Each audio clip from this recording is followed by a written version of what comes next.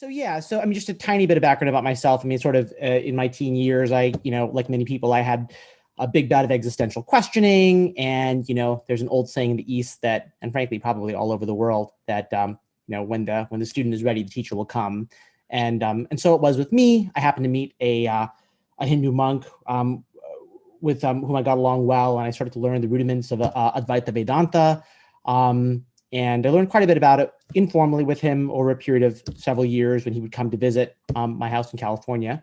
But really, that was just the beginning. At a certain point, several years after that, I first encountered Bhagavan's teachings, and I knew they were profound, but I didn't fully understand them. And over many more years of lots of dealing with my own psychology, and it's a long, complicated topic, but I was wrestling with the spiritual searches and simultaneously wrestling with my own psychological issues, as I think is probably familiar to many people. And at a certain point when I revisited Ramana, maybe 10 years after that sort of initial acquaintance with him, and I reread him, I really felt a much greater clarity about his teachings.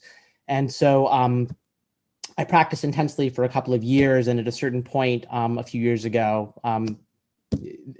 there was a certain clarity that came about, and for the last few years, I've been teaching basically, and so I teach essentially a contemporary, what I would view as a contemporary interpretation of Bhagavan's teachings, and so the way I like to present it basically is sort of, I'm going to sort of give a short shrift to these first two pieces, though they are important.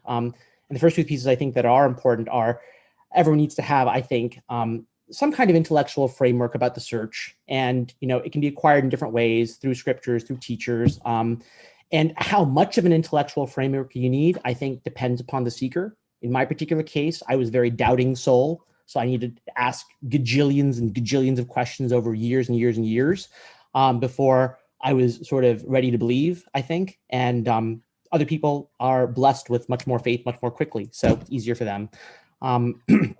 But I will say, in a nutshell, the way I view the big picture of what we're trying to accomplish here is that there is this sense that we are experiencing doing entities. And that is basically the egoic illusion. And it is the root from which, quote unquote, suffering arises. And it is the barrier to, capital T truth, if you will. And it is it's the aim of spiritual practice to, in some sense, penetrate this illusion. Now, it might be the case that in the end, at the end of the search, it might be a very different penetration of the illusion than what we thought was going to happen at the beginning. But that basically, nevertheless, is the perspective we take. So penetration of the egoic illusion.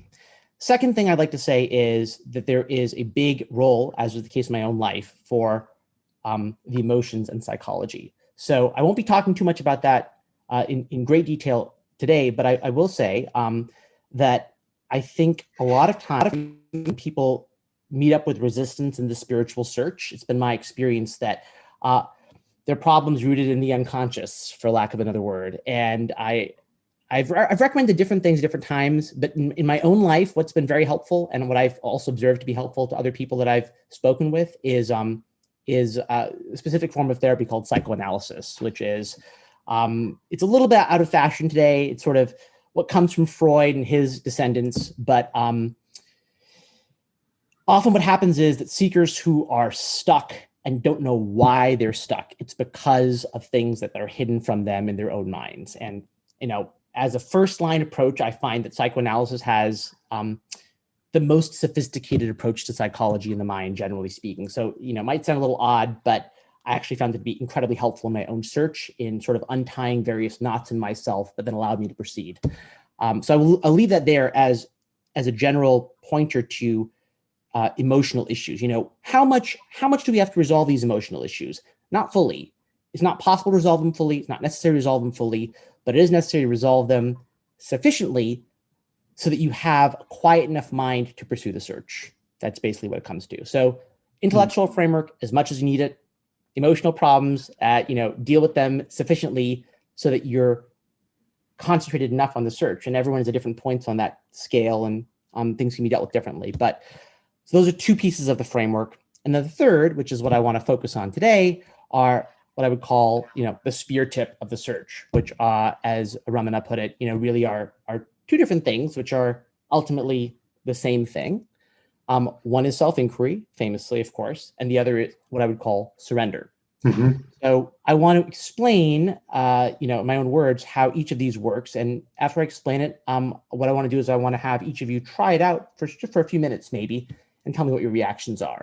And we'll go through that. So self-inquiry, the way I'd like to explain self-inquiry is this. Self-inquiry is you start with the very basic, ordinary sense of your own existence. Like right here, you're watching this conversation, you're hearing something, maybe thinking thoughts or feeling feelings, whatever it is, you're somehow aware that you are. So self-inquiry is trying to locate where that I is. What is the channel of information by which you know that you are? Like you can sort of see the visual field, you can hear certain sounds, right? You can pinpoint different things in your sort of little inner movie that are objects in your experience. And you also somehow know that you're there, observing them in some sense. But where is that information coming from? By what channel is it coming? That's what inquiry is trying to look for. Where is that coming from? Because it's so, in a way, obvious. Like, of course, I'm here. I'm the one observing all of these things. Right? If I asked you right now, like, are you aware of your right hand right now? And you'd say yes. In order to answer that question, your mind dipped somewhere. It went there instantly. It's like, oh yeah, I'm aware of my hand. Where did it go? Where did it go to answer that question? So self-inquiry is trying to find where that sense of your own existence or being, like what is that? What is that? And there's a rule that goes with self-inquiry. The rule is this, that you're looking for this, whatever this is, this I, this channel of information, or whatever it is. And if you think you found it, you have to ask yourself a question. Am I aware of whatever it is, this thing that I found? If you're aware of it, then the rule by the rules of this game, you can't be that, because there's a distance between the I and that, right? Like, I'm not the screen in front of me. I know I'm not it because I'm aware of it. Anything I'm aware of, I can't be it. In fact, everything I know, every time I'm presented with any information of any kind, I kind of know two things, right? One is, let's say I'm hearing a sound, and I know the sound, but I also simultaneously know that I'm not the sound. That I am aware of the sound, and by dint and virtue of that, I'm not the sound. So we have these two pieces of information. What we're trying to do with inquiry is that I part of the information. Where is that coming from? What does that consist of? Where is it in our experience? And it's an experiential search, Though we're using words to describe it, though people are constantly talking about who am I, it's fundamentally looking within your own experience for this incredibly basic, common sense, really mundane, but then somehow terribly elusive experience. What is that? So what I want us all to do right now is I'm just gonna give it just a few minutes to try it out. And I will say, so the basic idea behind both surrender and self-inquiry, and there's many things to say about each of these things, but the recommendation that I believe Maharishi has is that one engage in these practices at every waking moment. That one engage in inquiry and or surrender at every waking moment. And the reason for this is because ultimately the basic issue is that in order to penetrate the egoic illusion, it's not really in the end that you're discovering something new. It's that there are obstructions. There are obstructions that prevent you from, for lack of a better word, recognizing your true nature. These are all very problematic constructions. As I'm saying them, I'm like, I should add asterisks. But basically the obstructions consist of the desires and fears that are based on your identity as a person. So you believe you're a person, you then engage with the world, seeking things that you want, seeking to avoid things you don't want, and that then reinforces your identity. So it's the purpose of inquiry and surrender to break that cycle. to divert your attention away from the changing objects of the world and inward. And when you do that, you would then encounter a certain degree of peace, and the peace then becomes a kind of virtuous cycle, because you want peace, you start to discover it, you can get it without the effort of going out into the world. And so attention and energy starts to be sucked out from your usual habits of desire and fear and sort of converges inward. And that's the process. And that's why it's important that inquiry and surrender be done at every waking moment. And so the main barriers to the spiritual search are the resistances to doing it at every waking moment, basically. But that said, so let's try a little inquiry right now. What I'd like you to do is, just with your eyes open, just try to look within your experience right now for whatever this I seems to be. And as soon as you encounter something which you feel it is, ask yourself, are you aware of it? And if you are aware of it, then immediately recognize that it cannot be the source of that I, that you're aware of it. And so then what you do is you refocus on the I and then repeat that process. So we'll just give it 3 minutes, very short, and let's try that right now.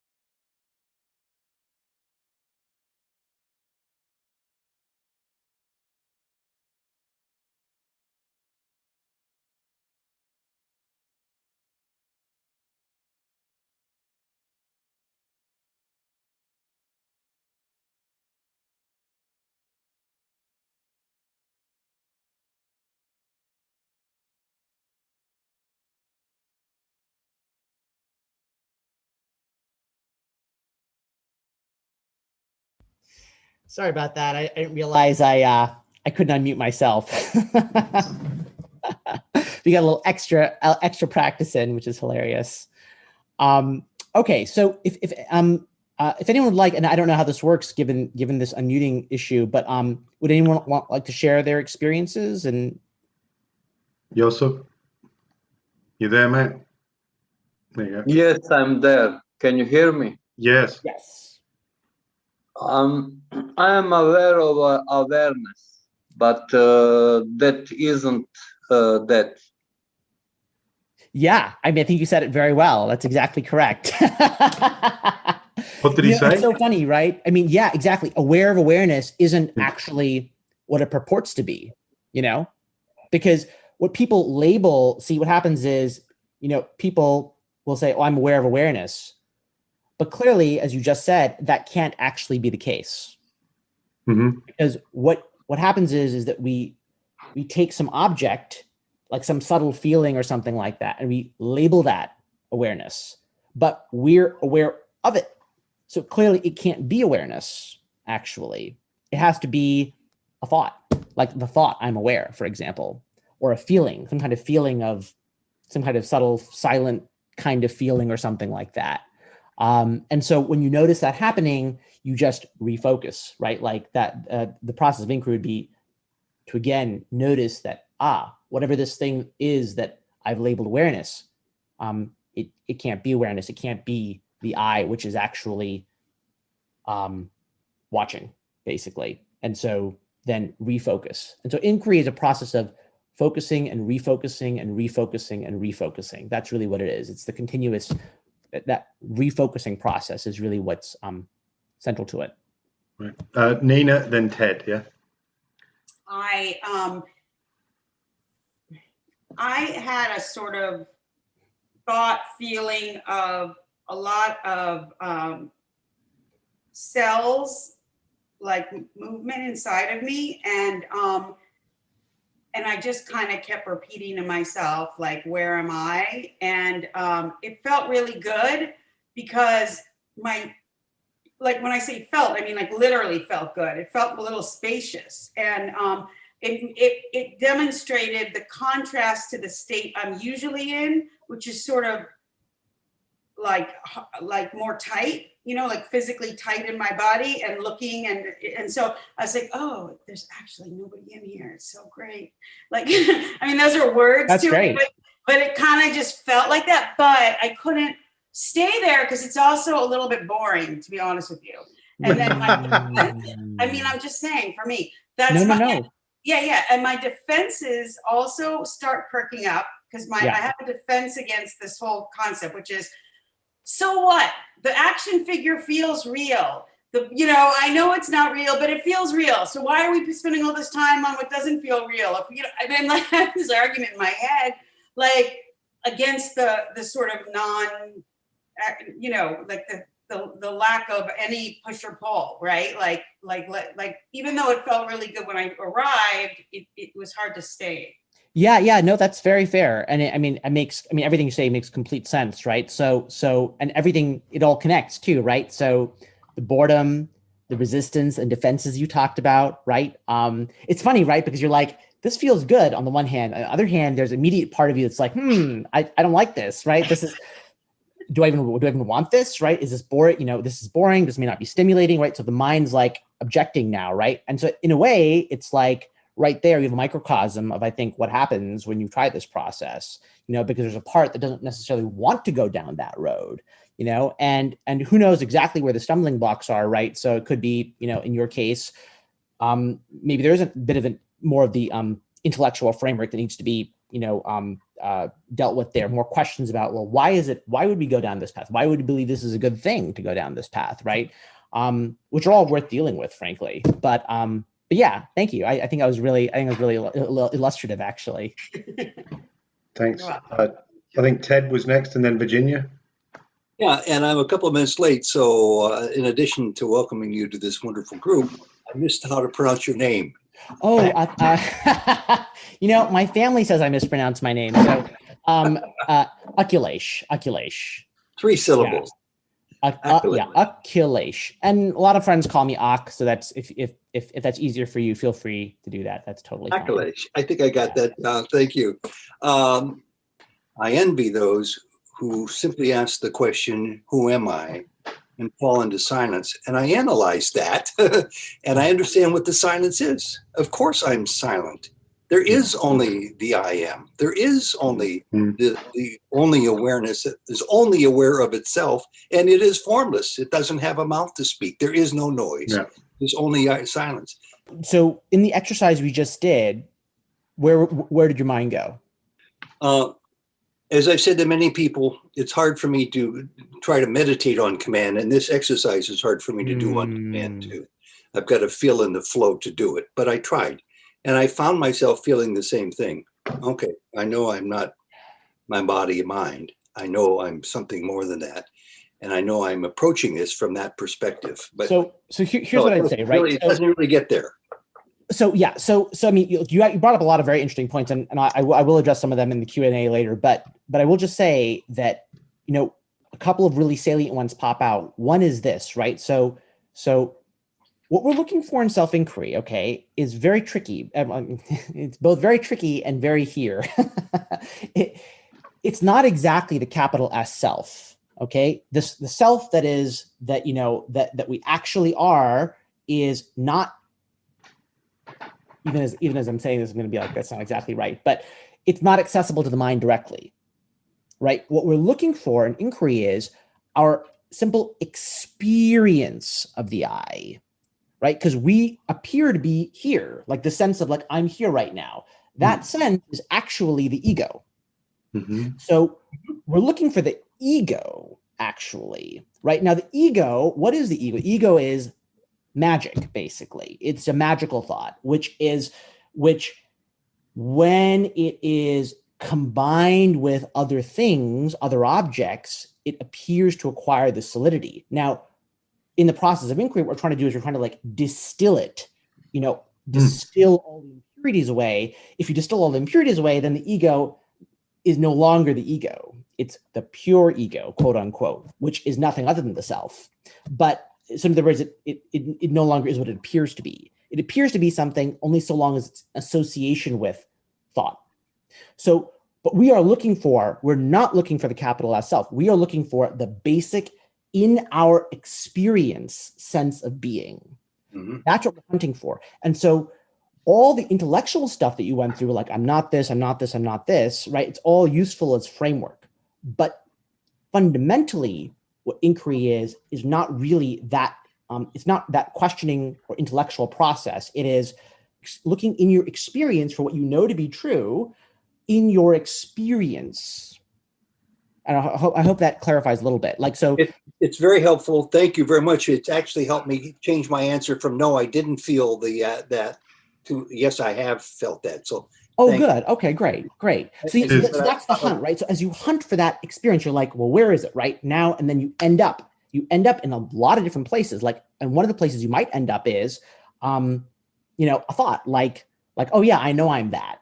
That's a thought, right? So immediately you'd be like, okay, so that thought, because however true any of the speculation from the scriptures or what anyone says, right? Any set of words is just a thought. So we're looking for something which is, and that thought is essentially, it can't be the source of the I, we're aware of it. So we're hunting for whatever's aware of the thought. So we can never stop with a thought. No thought is sufficient, So, but yes. And so we'll go more into it, but I mean, so I hope that addressed some of the stuff. Again, and I apologize for misunderstanding. No, it's all right, mate. It's all right, mate. Hey, so Virginia, do you want to go now? Yeah, it was interesting because I was discussing right before I came here with someone that I have a habit of skepticism that I have, and it saved my life, that skepticism. So when I begin inquiry, I immediately, it's like it's a trigger for me. And I have to recognize that that's the thought that I don't know if I'm making sense, but I became aware that that's a habit and that I have to go past that. And then I tried to go past that, but then it got, it's like at a certain point, everything feels like it's exploding and I just have to stop thinking. Interesting. That's really, I mean, everything exploding and stopping thinking sounds like the right direction. Yeah. I'm working on it. It's funny, but it's, I mean, your skepticism, it's interesting because, well, first of all, I think it ties into what I said earlier about there are psychological resistances within us all, right? And so those have to be untangled using various means. And it depends on the specific resistance. But I'll also say, right, in a way, the beauty of self-inquiry is it's almost custom designed in a way to be good for skeptics, because it's really asking a genuine question, right? The answer is not presupposed. It's simply saying, look, just you believe that you are, and just look in your experience. Where is this I that supposedly is there, right? Just look for it, And in a way, the starting point of inquiry is to recognize the strange riddle, right? Like, again, like that sense is so intimate and obvious, and yet, we can't seem to isolate it, like what exactly it is. We don't know what it is. We can't seem, but we're searching for it. So in a way, from the skeptical point of view, you could just be like, okay, well, I'm not assuming an answer. I'm just looking. That's all, right? Cool. That said, okay, there is a certain degree, obviously, you could argue there's obviously something that you have to believe at some level that doing that is worthwhile in some way, right? So why would you believe that? Well, because great personages have told us, maybe, but probably because it's ringing some kind of bell within you, some part of you is drawn to it for some reason, and that's ultimately like, what else but that can we go on, So that's self-inquiry in a very, very rapid nutshell. And then I want to just turn attention to the other, in a way, I feel like somewhat less examined, but very, very much equally potent, and ultimately identical, but from a slightly different angle to self-inquiry practice, which is the practice of surrender. So Ramana famously has said, just be. And I like to talk about this statement of just be, in Tamil it's a chumma ira, with the focus on the just part. Just be, because being comes naturally, everyone automatically is, right? The problem is all the overlays on top of just being.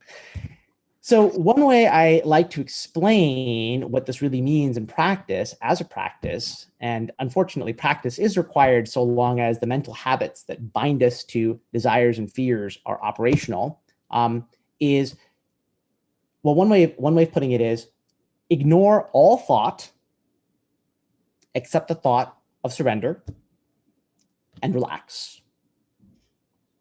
So how to think about this? Well, here's a metaphor. Imagine there's a television in the corner of the room. The television is playing whatever it is you're experiencing.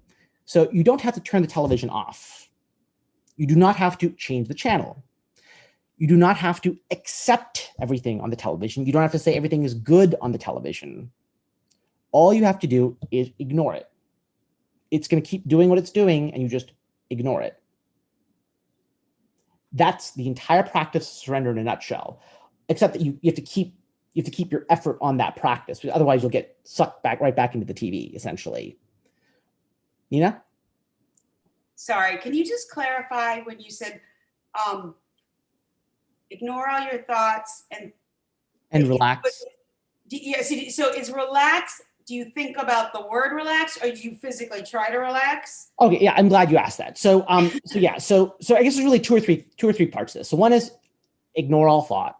I could also, by the way, say with equal accuracy, I could say just ignore everything, because everything is a thought.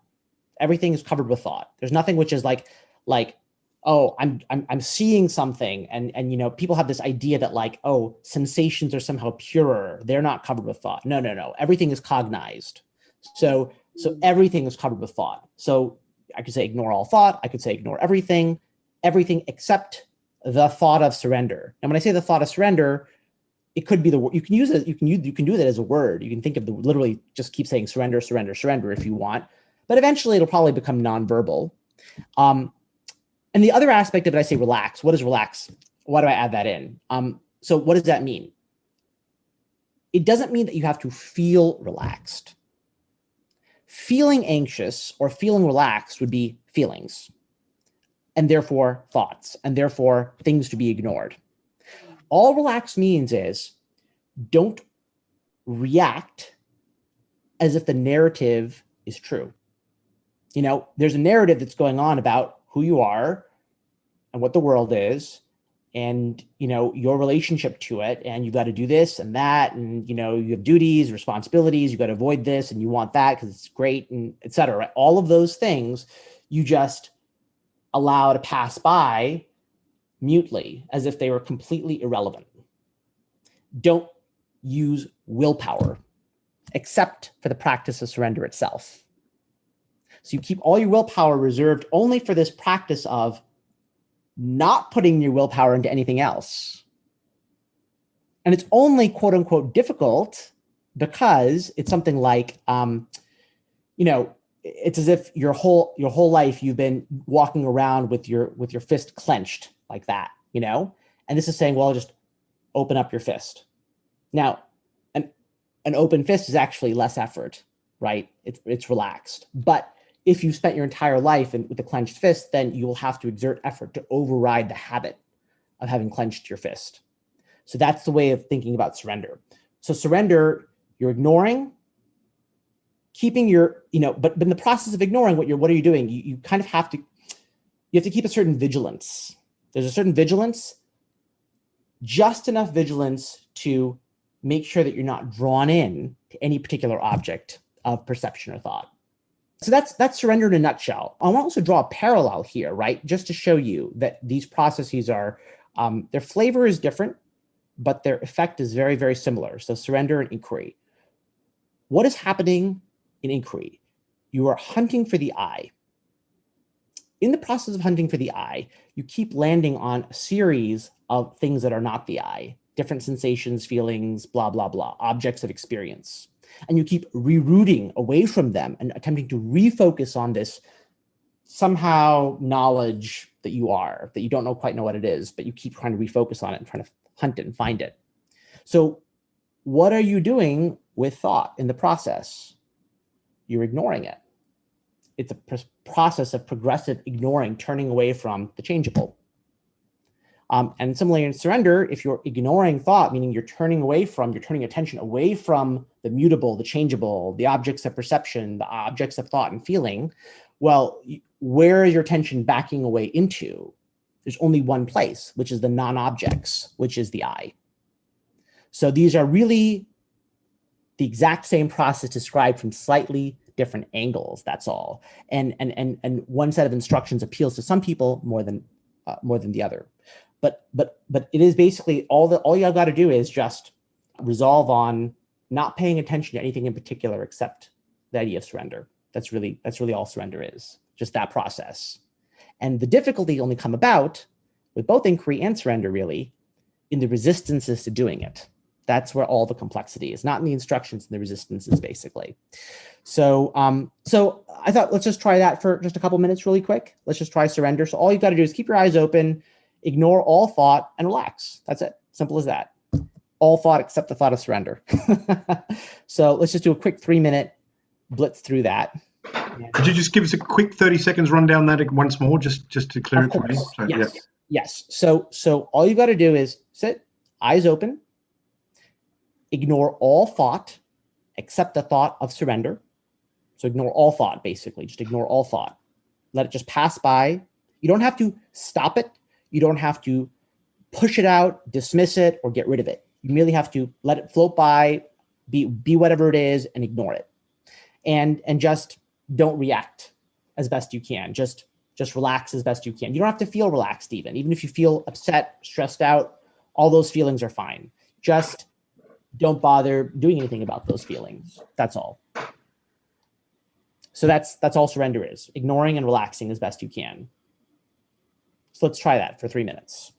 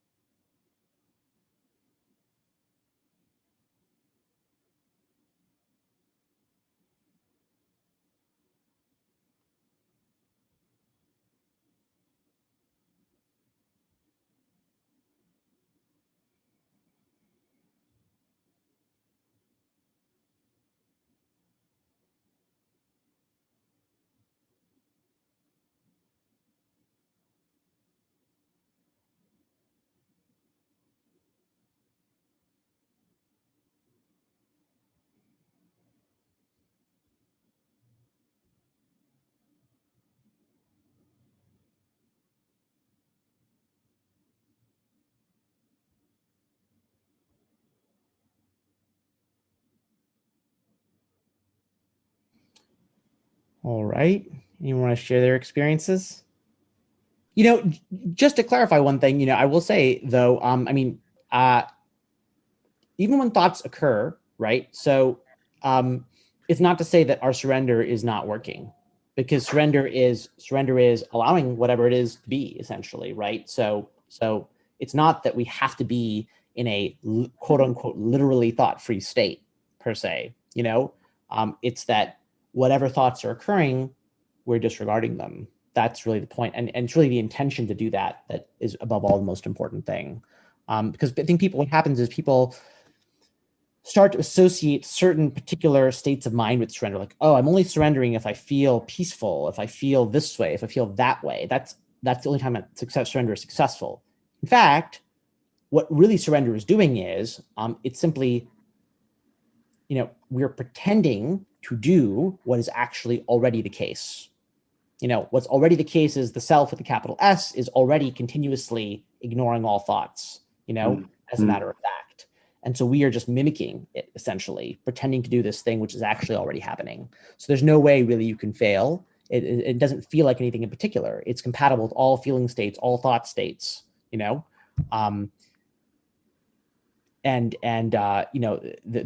difficulty is only going to be in our unwillingness to let go, to let go, and like when we're dealing with things that we care about, to let go, to let go and simply be like a seaweed in the ocean or a feather in the air. That's essentially what surrender is trying to suggest. Just allow like 1 second to bring you to the next second, to bring you to the third second, so on. Right? You're keeping just that vigilance to make sure that you don't get sucked up into a thought. But other than that, you're simply letting things be. You certainly can, and I certainly did, use both inquiry and surrender. But the reality is that surrender is complete in itself, right? In the moment when you surrender, in that moment, and it should be done ideally, the aspiration should be every waking second. It's like a boat with a hole in it, right? And you're bailing it out. So it's never a one and done process, right? You want it, the processes that Bhagavan is recommending are basically processes of continuous inner concentration. And so, it's always a continuous process. The way it should be viewed as, I'm never done surrendering. I'm never done. I'm continuously doing. I'm continuously moving away from the thoughts that are always encroaching. There's a continuous stream of thoughts that are always trying to rob you of your equanimity, basically. And so, so until the structures that sustain those disturbances are broken down through continuous concentration, which they will eventually be broken down. But until that time happens, continuous effort is required. Akilesh, thanks again for everything. One quick question. I'm intrigued that you used the phrase, keep your eyes open, twice. First time I thought it was a mistake, so I closed my eyes.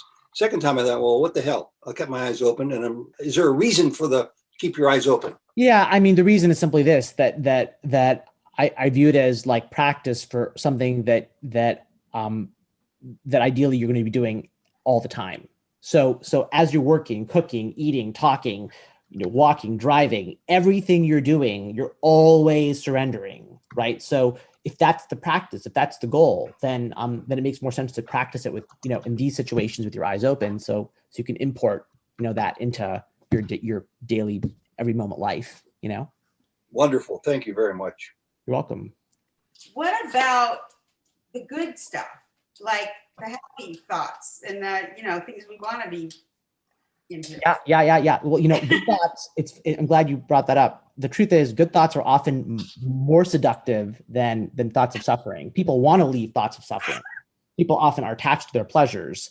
And so, the truth is, unfortunately, pleasures are, just as much egoic as anything else, and so you have to turn your attention away from them. Now, the reality is that doesn't necessarily mean that. There's two things I want to say. One is, the truth is, right, all pleasure, technically speaking, is at its very best, it can only come to below the bliss of the self. The bliss of the self is the baseline, the highest, right? And so pleasure is an agitation of mind that technically, no matter what, however good it is, it's still going to be slightly below. It's going to be a dip beneath the pleasure of the self. Second, the truth is, taking your attention away from so-called pleasurable activity, it doesn't actually mean that you don't experience it. In fact, it may be experienced in a more profound way because you're not trying to grasp it. You grasp it, you kind of like close off the experience in some way. Like you start to see it through a habitual lens. Like you're like listening to some favorite piece of music and you're like, oh, I love that piece of music, right? And then you're like, you're grabbing that song by that handle, the handle by which you grabbed it before. But yeah, absolutely. All pleasures, you still want to be focusing attention away from them, either in the search for in inquiry process or surrender. It's, and it's harder. It's indeed harder, I think, to move away from pleasures than from pain.